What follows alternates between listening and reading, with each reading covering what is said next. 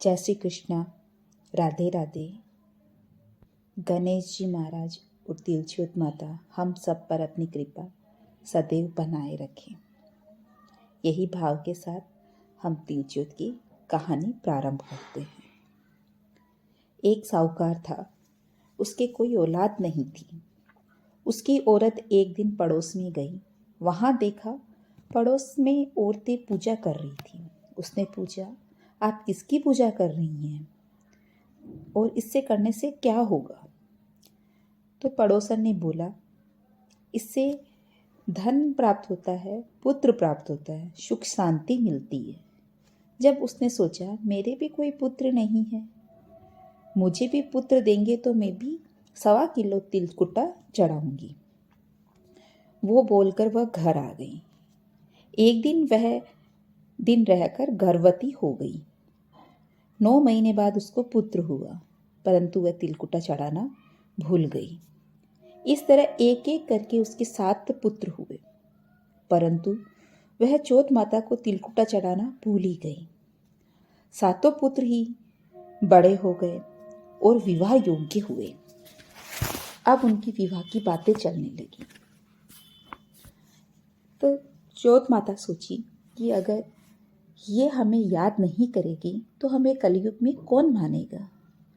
बस चौथ माता यही सोच रही थी और उसने अपने एक एक करके 7 बेटों का विवाह किया। बहू बेटे को जैसे ही वे मंदिर में उतारती, वहां से बेटा गायब हो जाता और बहू रह जाती।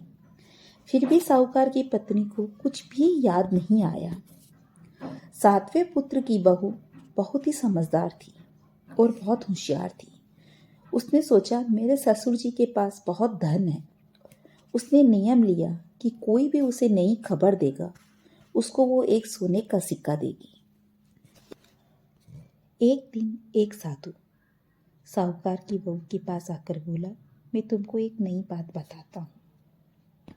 रोज रात को हनुमान जी के मंदिर में रात को 12 बजे 7 आदमी फेरे लगाते हैं।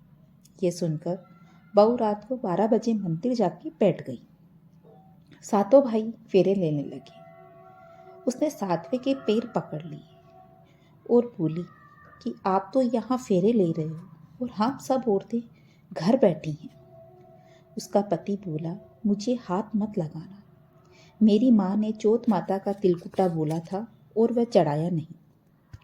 तब बहुत सारी बात जान गई। उसने चौथ माता से माफ़ी मांगी और 1.25 मन का तिलकुटा चढ़ाया। गांव भर में प्रसाद बांटा। इस तरह से 7 बेटे घर आए। 7 बहू बेटों को सामने लिया, उनकी आरती उतारी और गाजे बाजे के साथ चौथ माता का तिलकुटा चढ़ाया। उनकी कथा करी, कहानी करी। साहूकार की पत्नी भूली जैसे कोई नहीं भूले। छोटी बहू जैसी लक्ष्मी सबको दे, घटती हो तो पूरी करे।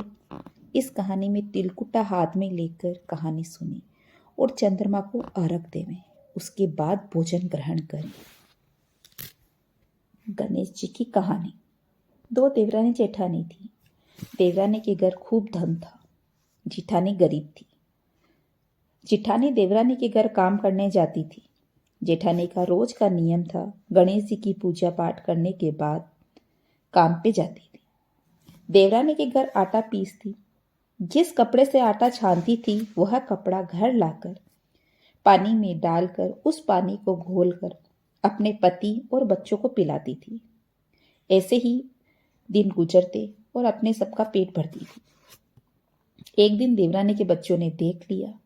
दूसरे दिन देवरानी ने जेठानी से कपड़ा वहीं रखवा लिया और हाथ धोकर जाने को कहा। जेठानी हाथ धोकर गई।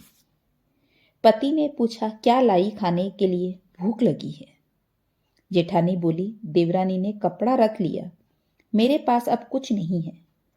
भूखे मरते पति को खूब गुस्सा आया और अपनी पत्नी को खूब पीटा। मार खाकर वह सो गई। रात को विनायक जी आए। पूछा, तू सो रही है या जाग रही है? जेठानी बोली, ना तो सो रही हूँ और ना जाग रही हूँ। गणेश जी बोले, तेरे देवरानी के यहाँ तिलकुटा खाकर आया हूँ, थोड़ा ज्यादा खा लिया, अब मुझे निपटना है, कहाँ करूं? जेठानी दर्द से कराते हुए बोली, इतना बड़ा घर है, जहां आपकी मर्जी हो वहां कर लो। गणेश जी सब जगह निपट ली, फिर आए और बोले, अब कहाँ पूछूं? जेठानी गुस्से से बोली, मेरे माथे पे पोंछ लो। विनायक जी माथे पर पोंछकर चले गए। जाते जाते झोपड़ी को ठोकर मारकर चले गए। सुबह उठकर देखती है, जहां जहां गणेश जी निपटे वहां हीरे मोती चमक रहे हैं। माथा हीरे मोती से चमक रहा था। घर में नौकर चाकर काम कर रहे थे और बोल रहे थे, सेठानी जी क्या काम करना है बताओ। झोपड़ी महल बन गई थी। जेठानी तो हीरे मोती इकट्ठा करने में लगी थी, काम पर जाना भूल गई। देवरानी ने अपने बच्चों को बुलाने के लिए भेजा। बच्चों ने वहां का हाल जाकर अपनी माँ को बताया। माँ ताई तो खूब धन इकट्ठा कर रही है, ताऊ झूले में झूल रहे हैं, घर में 10-10 नौकर दासियां काम कर रही हैं, ताई तो रानी के जैसे कपड़े पहन रही हैं। यह सुनते ही देवरानी नंगे पैर दौड़ते हुई भागी, जेठानी के घर आई। जेठानी जी ने इतना धन एक रात में कैसे आ गया? जेठानी भोली थी और बोली, तूने आटे का कपड़ा लाने के लिए मना कर दिया और मेरे पति भूखे थे, उन्होंने मुझे लकड़ी से खूब मारा और रात को फिर मैं सो गई। रात को विनायक जी आए, उन्होंने पूछा कि मैं तिलकुटा खाकर आया हूँ, कहाँ निपटूं? मैंने कहा घर पड़ा है, जहाँ आपकी मर्जी हो वहाँ निपट लो। और फिर उन्होंने पूछा, पूछूं कहाँ? तो मैंने गुस्से में बोला, मेरे माथे पे पोंछ लो। और उन्होंने पूछ लिया और सुबह उठते ही देखा तो गणेश जी ने दिया तो मुझे सब कुछ हो गया। अब मैं तेरे घर काम करने नहीं आऊंगी। बहुत दिन तेरी सेवा की। देवरा ने घर जाकर अपने पति से बोली, मुझे भी लकड़ी से मारो। पति ने कहा, वो तो गरीब है, तेरे क्या कमी है, तू क्यों मार खा रही है? परंतु वो मानी नहीं। उसने अपने पति को मारने के लिए कहा और उनसे मार खाकर वह जाकर सो गई और रात को गणेश जी का इंतजार करने लगी। गणेश जी ने सोचा, वो तो पेट की भूखी थी, परंतु ये तो धन की भूखी है, अब इसको पर्चा दिखाना ही पड़ेगा।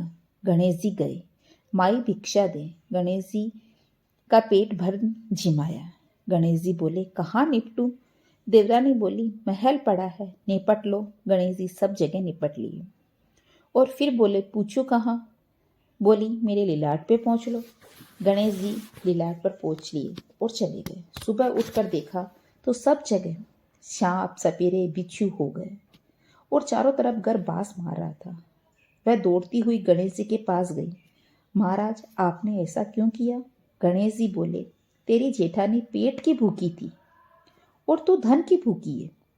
अब तो तू तेरे धन से आधा धन अपनी जेठानी को देवे, तब भी मैं ये सब समेटूंगा। देवरानी ने आधा धन जेठानी को दिया। विनायक जी ने सब अपनी माया समेटी। भगवान, जैसे जेठानी को धन दिया वैसे सबको देना, देवरानी को दिया वैसा किसी को नहीं देना।